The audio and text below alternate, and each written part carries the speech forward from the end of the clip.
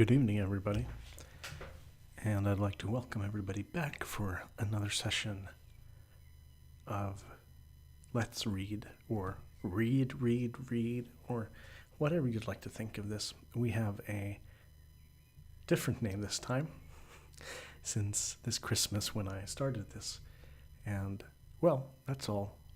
All's well as ends well.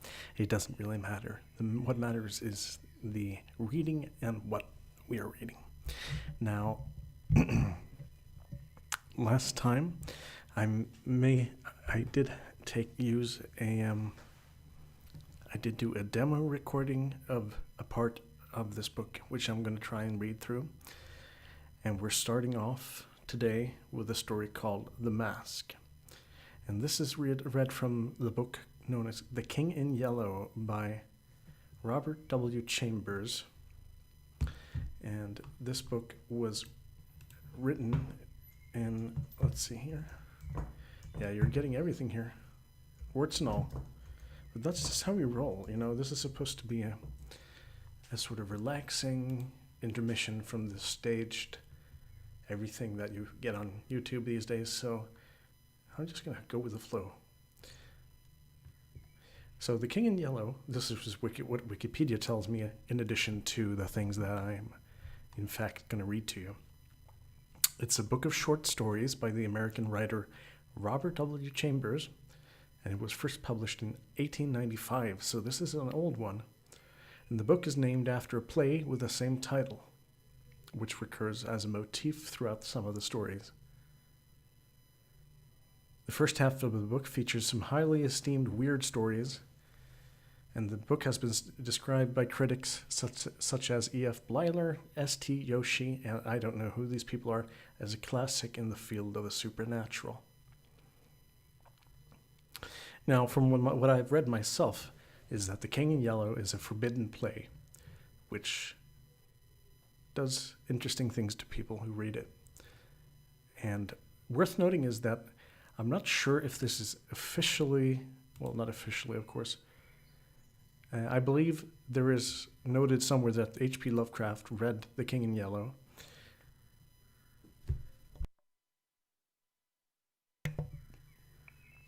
And has borrowed some of his methodology and how he speaks about the unnameable horrors, and which is pretty obvious when you read a part into it.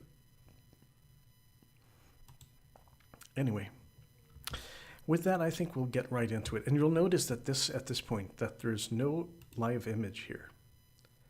No live image. And there is a reason for that. The main reason, of course, is that this is not about looking at me reading. This is about listening.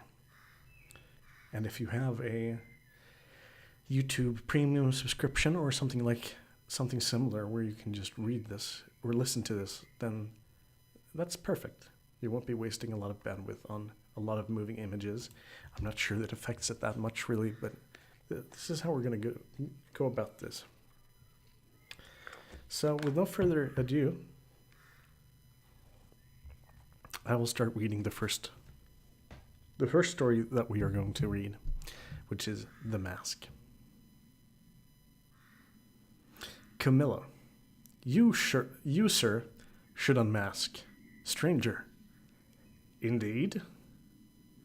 Casilda, indeed, it's time. We have all laid aside our disguises, but you. Stranger, but I wear no mask. Camilla, terrified, aside to Casilda, no mask? No mask! The King in Yellow, Act 1, Scene 2. Chapter 1. Although I know nothing of chemistry, I listened with fascination. He picked up an Easter lily, which Genevieve had brought that morning from Notre Dame, and dropped it into the basin. Instantly, the liquid lost its crystalline clearness, and for a second the lily was enveloped in milk-white foam, which disappeared, leaving the fluid opalescent. Changing tints of orange and crimson played over the surface, and then what seemed to be a ray of pure sunlight struck through from the bottom where the lily was resting. At the same time, he plunged his hand into the basin and drew out the flower. "There is no danger," he explained, "if you choose the right moment. The golden rays the signal." He held the lily toward me, and I took it in my hand. It had turned to stone, to the purest marble. "You see," he said, "it is without flaw. What sculptor could reproduce it?" The marble was as white as snow, but in its depths the veins of the lily were tinged with the palest azure, and a faint flush lingered deep in its heart. "Don't ask me the reason of that," he smiled, noticing my wonder. "I have no idea why the veins and heart are tinted, but they always are. Yesterday I tried one of Genevieve's goldfish. There it is." The fish looked as if sculpted in marble, but if you held it to the light, the stone was beautifully veined and with a faint blue, and from somewhere within came a rosy light like the tint which slumbers in an opal. I looked into the basin. Once more, it seemed filled with the clearest crystal. "What if I should touch it now?" I demanded. "I don't know," he replied. "But you had better not try." "Then there's one thing I'm curious about," I said, "and that is where the ray of sunlight came from." "It looked like a sunbeam, true enough," he said, "and I don't know. It always comes when I immerse any living thing. Perhaps," he continued, smiling, "perhaps it is the vital spark of the creature escaping to the source from whence it came." I saw that he was mocking, and threatened him with a mahl stick, but he only laughed and changed the subject.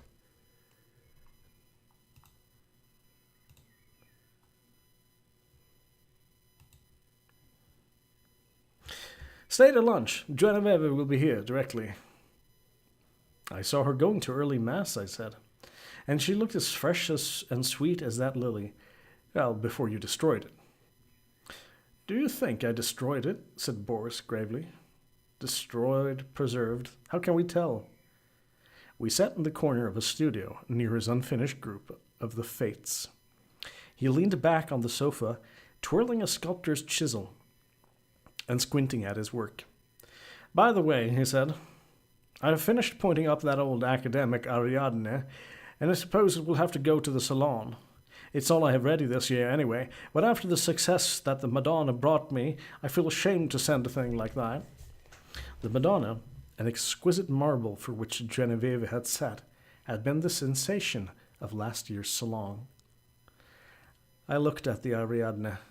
It was a magnificent piece of technical work, but I agreed with Boris that the world would expect something better of him than that. Still, it was impossible now to think of finishing in time for the Salon. That splendid, terrible group, half shrouded in the marble behind me. The Fates would have to wait. We were proud of Boris Yvan. We claimed him, and he claimed us on the strength of his having been born in America.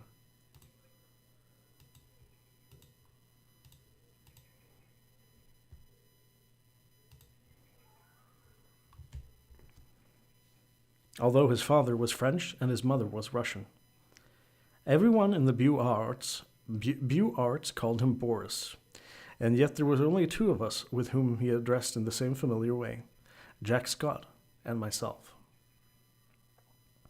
Perhaps my being in love with Genevieve had something to do with his affection for me. Not that it had ever been acknowledged between us, but after all was settled, and she had told me with the tears in her eyes that it was Boris whom she loved, I went over to her house and congratulated him. The perfect cordiality of that interview did not deceive either of us, as I always believed, although to one, at least, it was a great comfort. I do not think he and Genevieve ever spoke of the matter together, but Boris knew. Genevieve was lovely. The Madonna-like purity of her face might have been inspired by the Sanctus in Jeonad's Mass. But I was always glad when she changed that mood for what we called her April maneuvers. She was often as variable as an April day.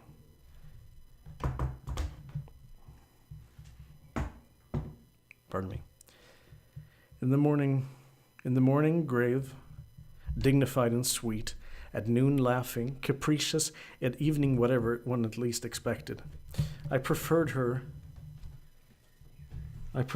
so rather than in that Madonna-like tranquility which stirred the depths of my heart. I was dreaming of Genevieve when he spoke again. So, what do you think of my discovery, Alec? I think it wonderful. I shall make no use of it, beyond satisfying my own curiosity so far as it may be, and the secret will die with me. It would be rather a blow to sculpture, would it not? We painters lose more than we ever gain by photography.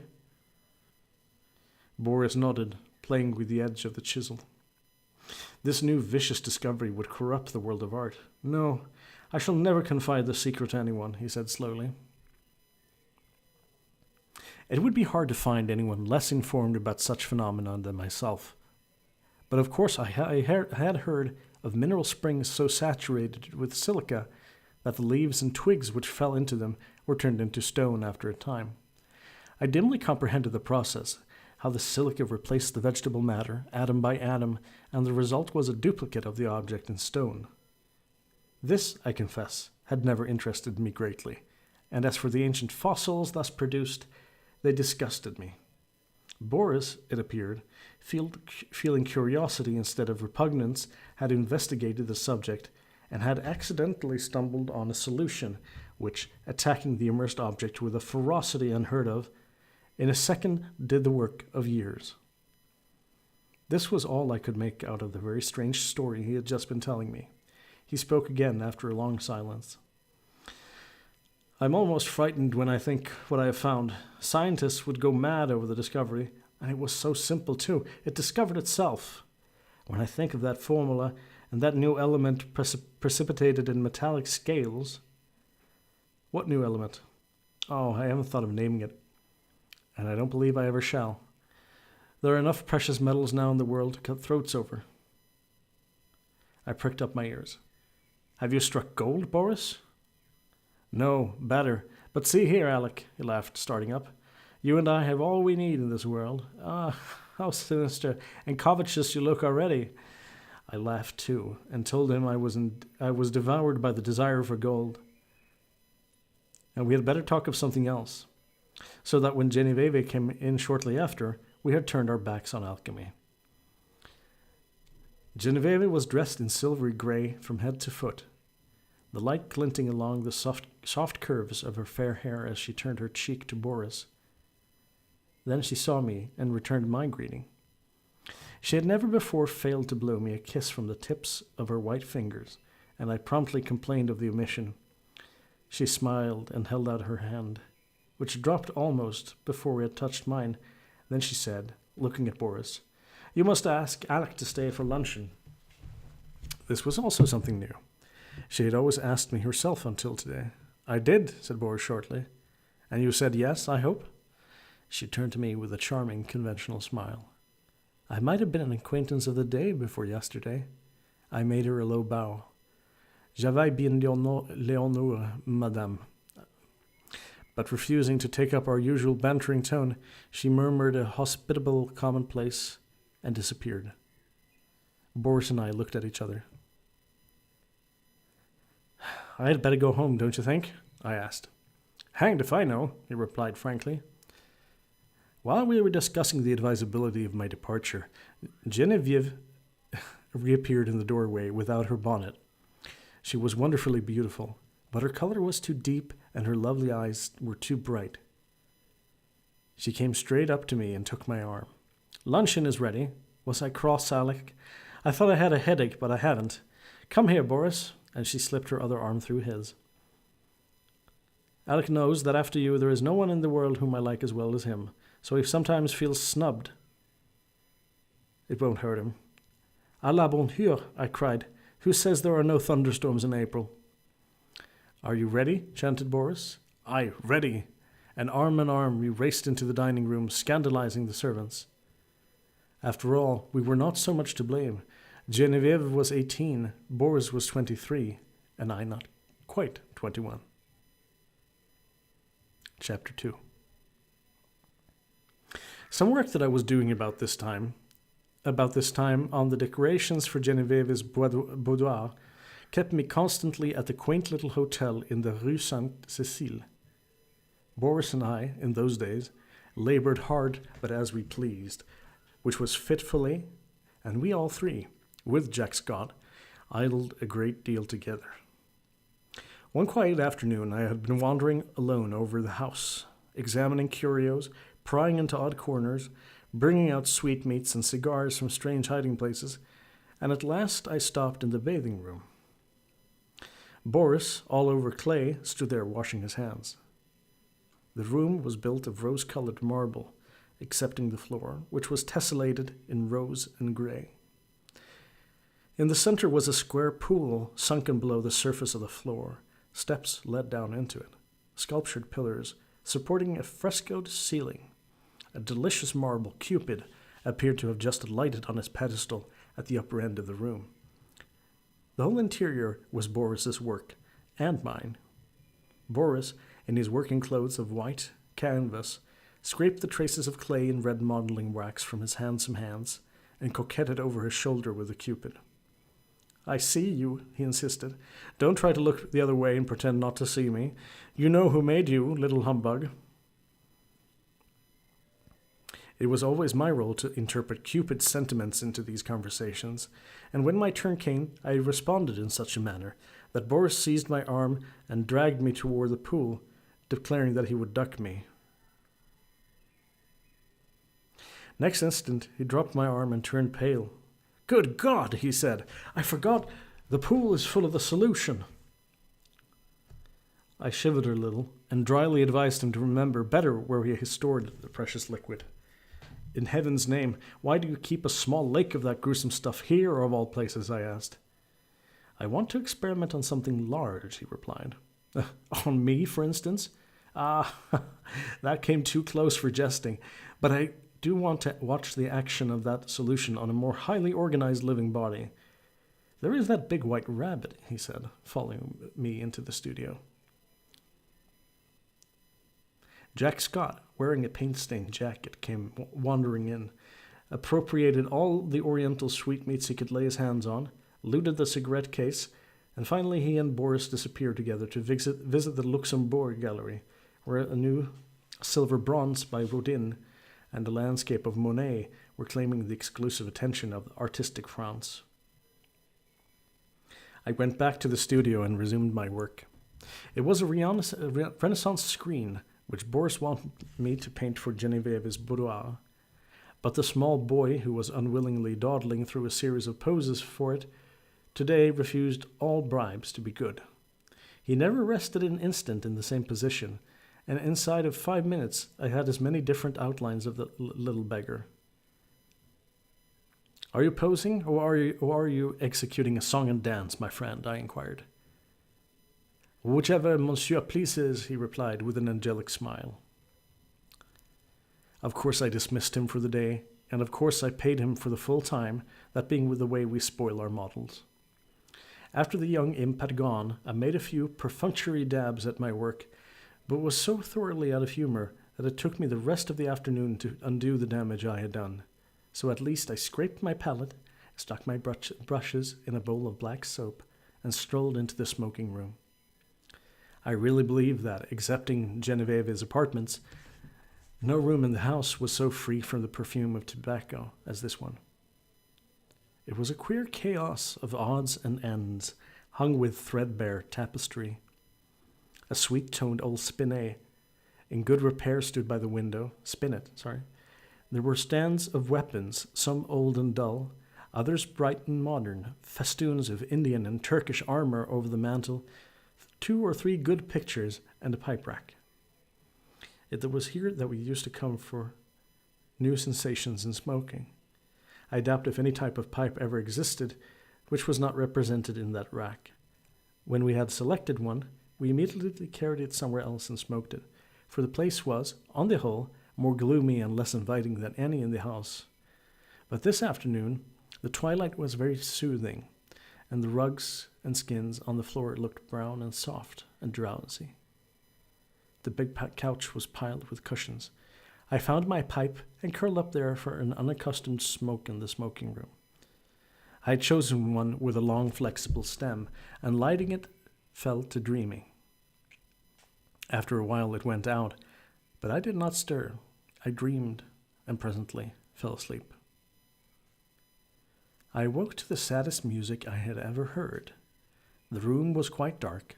I had no idea what time it was, and a ray of moonlight silvered one edge of the old spinet, and the polished wood seemed to exhale the sounds as perfume floats above a box of sandalwood.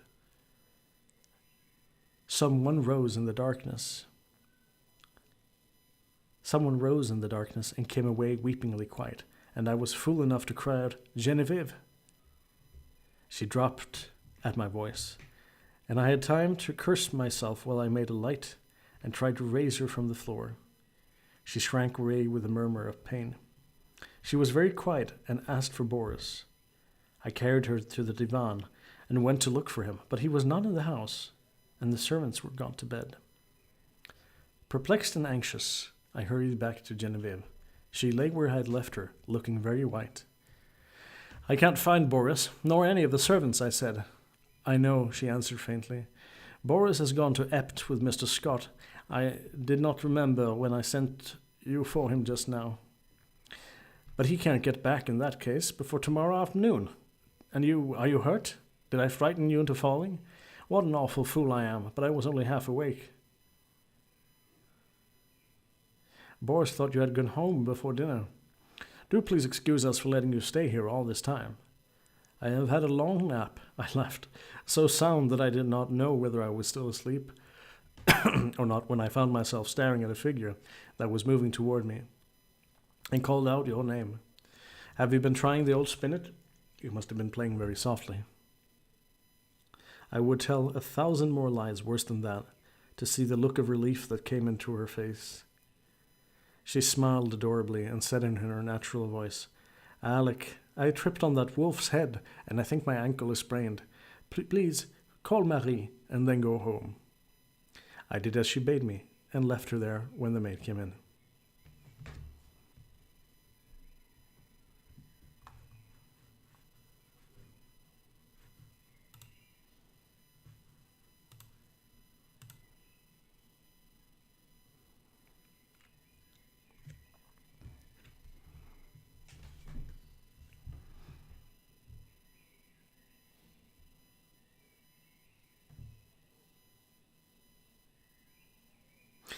Chapter 3. At noon next day, when I called, I found Boris walking restlessly about his studio. "Genevieve is asleep just now," he told me. "The sprain is nothing, but why should she have such a high fever? The doctor can't account for it, or else he will not," he muttered. "Genevieve has a fever?" I asked. "I should say so, and has actually been a little light-headed at intervals all night. The idea! Gay little Genevieve, without a care in the world, and she keeps saying her heart's broken, and she wants to die." My own heart stood still. Boris leaned against the door of his studio, looking down, his hands in his pockets, his kind, keen eyes clouded, a new line of trouble drawn over the mouth's good mark that made the smile. The maid had orders to summon him the instant Genevieve opened her eyes. We waited and waited, and Boris, growing restless, wandered about, fussing with modeling wax and red clay. Suddenly he started for the next room. "Come and see my rose-colored bath full of death," he cried. "Is it death?" I asked, to humor his mood.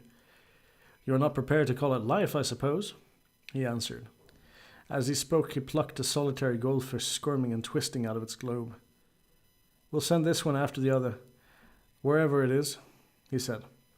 There was a feverish excitement in his voice. A dull weight of fever lay on my limbs and on my brain as I followed him to the fair crystal pool with its pink-tinted sides, and he dropped the creature in.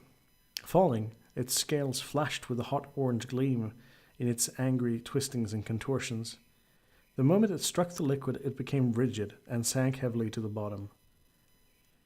Then came the milky foam, the splendid hues radiating on the surfaces, and then the shaft of pure serene light broke through, from seemingly infinite depths. Boris plunged in his hand and drew out an exquisite marble thing, blue-veined, rose-tinted, and glistening with opalescent drops. "Child's play," he muttered, and looked warily, longingly at me, as if I could answer such questions. But Jack Scott came in and entered into the game, as he called it, with ardor. Nothing would do but try the experiment on the white rabbit then and there.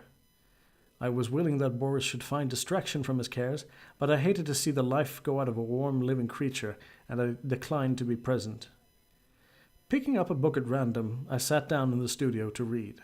Alas, I had found The King in Yellow. After a few moments, which seemed ages, I was putting it away with a nervous shudder, when Boris and Jack came in bringing their marble rabbit. At the same time, the bell rang above, and a cry came from the sick room. Boris was gone like a flash, and the next moment he called, "Jack, run for the doctor! Bring him back with you! Alec, come here!" I went and stood at her door. A frightened maid came out in haste and ran away to fetch some remedy. Genevieve, sitting bolt upright, with crimson cheeks and glittering eyes, babbled incessantly and resisted Boris' gentle restraint. He called me to help. At my first touch, she sighed and sank back, closing her eyes. And then, as we still bent above her, she opened them again, looking straight into Boris' face, poor fever-crazed girl, and told her secret. At the same instant, our 3 lives turned into new channels. The bond that held us so long together snapped forever, and a new bond was forged in its place, for she had spoken my name. And as the fever tortured her, her heart poured out its load of hidden sorrow. Amazed and dumb, I bowed my head, while my face burned like live coal, the blood surging in my ears, stupefying me with its clamor.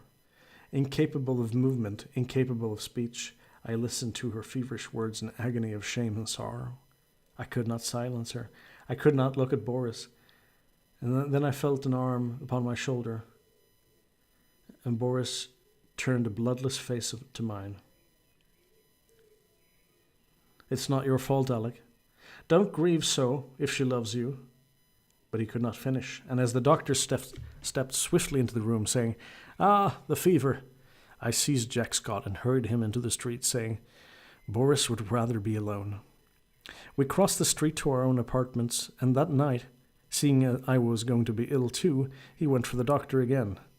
The last thing I recollect with any distinctness was hearing Jack say, "For heaven's sake, doctor, what ails him to wear a face like that?" And I thought of The King in Yellow and the pallid mask.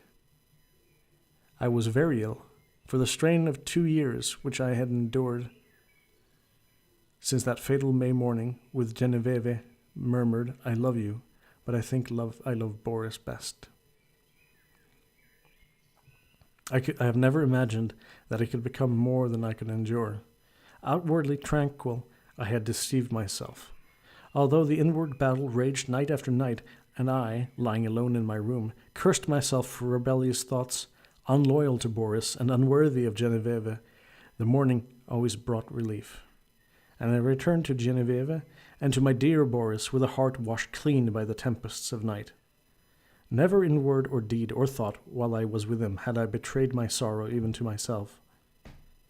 The mask of self-deception was no longer a mask for me. It was a part of me. Night lifted it, laying bare the stifled truth below, but there was no one to see except myself. And when the day broke the mask, it fell back again of its own accord. These thoughts passed through my troubled mind as I lay sick, but they were hopelessly entangled with visions of white creatures, heavy as stone, crawling about in Boris's basin, of the wolf's head on the rug, foaming and snapping at Genevieve, who lay smiling beside it. I thought, too, of the King in Yellow, wrapped in the fantastic colors of his tattered mantle, and that bitter cry of Casilda, not upon us, O King, not upon us."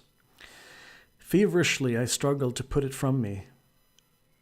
But I saw the lake of Hali, thin and blank, without a ripple or wind to stir it, and I saw the towers of Carcosa behind the moon, Aldebaran, the Hyades, Alar, Hastur, glided through the cloud rifts which fluttered and flapped as they passed like the scalloped tatters of the King in Yellow. Among all of these, one sane thought persisted. It never wavered, no matter what else was going on in my disordered mind, that my chief reason for existing was to meet some requirement of Boris and Genevieve.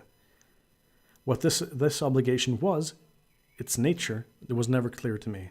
Sometimes it seemed to be protection, sometimes support through a great crisis. Whatever it seemed to be for the time, its weight rested only on me, and I was never so ill or so weak that I did not respond with my whole soul.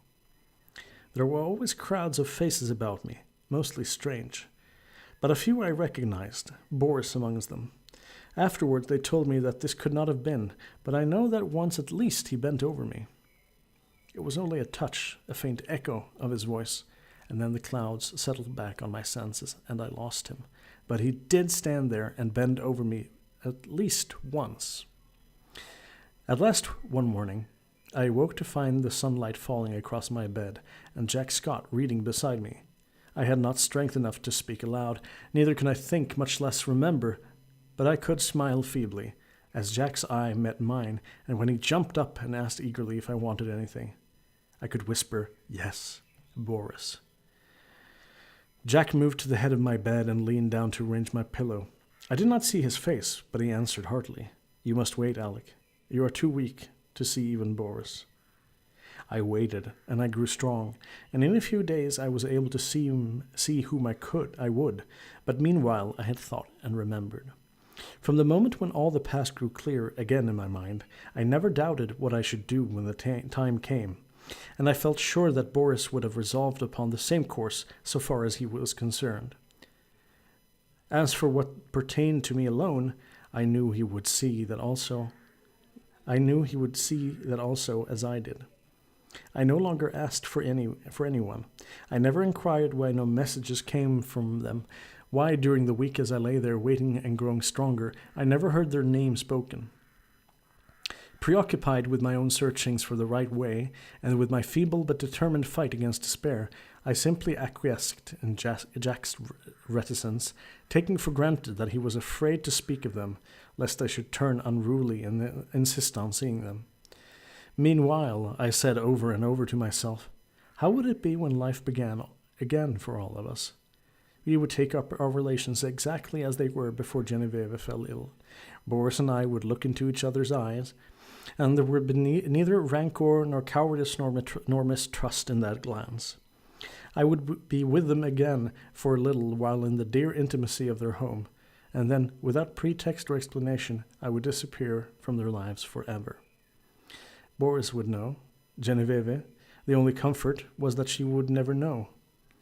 It seemed, as I thought it over, that I had found the meaning of that sense of obligation which had persisted all through my delirium, and the only possible answer to it. So, when I was quite ready, I beckoned Jack to me one day and said, "Jack, I want Boris at once, and take my dearest greeting to Genevieve." When at last he made me understand that they were both dead, I fell into a wild rage that tore all my convalescent strength to atoms. I raved and cursed myself into a relapse, from which I crawled forth some weeks afterward, a boy of 21 who believed that his youth was gone forever. I seemed to be past the capability of further suffering, and one day when Jack handed me a letter and the keys to Boris's house, I took them without a tremor and asked him to tell me everything. It was cruel of me to ask him, but there was no help for it, and he leaned warily on his thin hands to reopen the wound that could never entirely heal.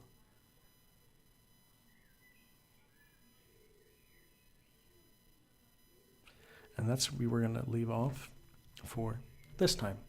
I hope you enjoyed this first reading of The King in Yellow by Robert W. Chambers, and we will be continuing again tomorrow. Thank you, and good night.